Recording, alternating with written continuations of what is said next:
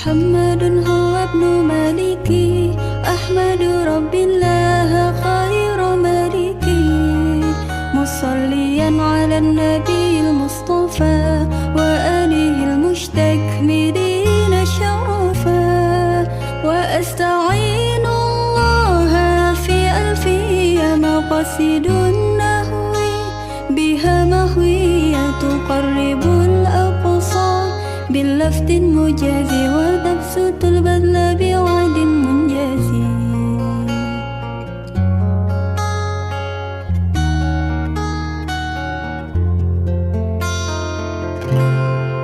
وتقتضي رضا بغير سخط، فائقة ألفية بني معطي، وهو بسبق هائذ تفطير